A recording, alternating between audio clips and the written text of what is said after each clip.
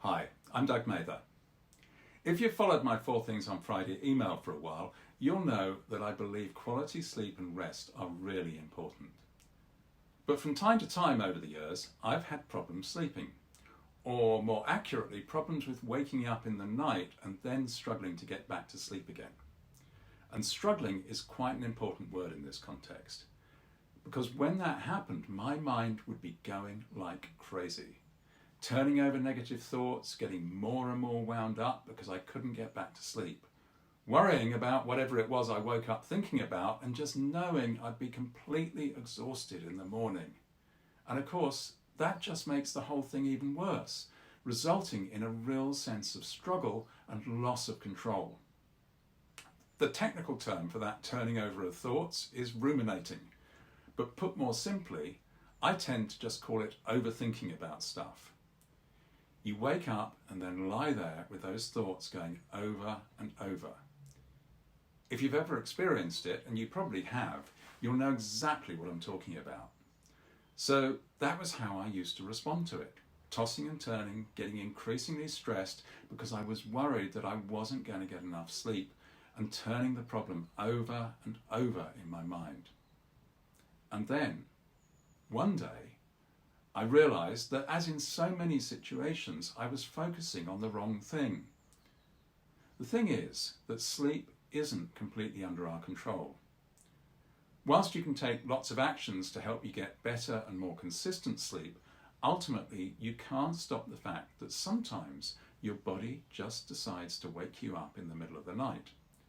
But what you can do, as always, is choose how you respond to that occurrence. Once I realised that, I had the option to deal with it in a much healthier way. Instead of being pulled into a self-created drama, you can first accept that you're awake, and that's just the way it is.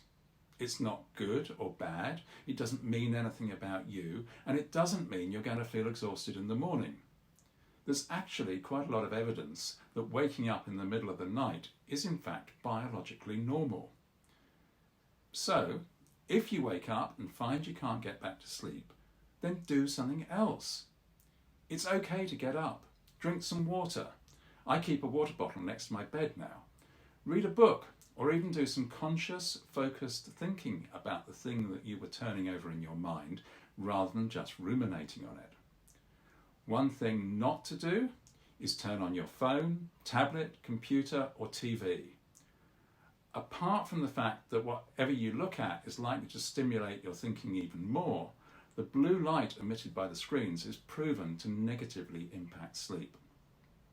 Then, when you start to feel tired again, you can just go back to bed and allow yourself to fall asleep naturally.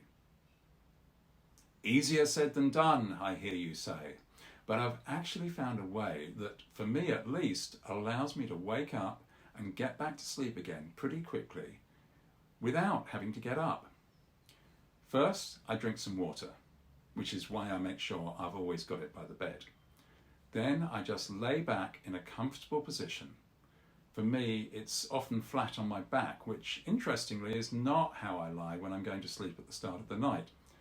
Close my eyes and breathe a little more deeply and evenly than normal. I find something enjoyable to think about. Perhaps a walk in the country, eating a good meal, being with friends. Definitely not trying to solve a problem. And the vast majority of times I drift off again very quickly.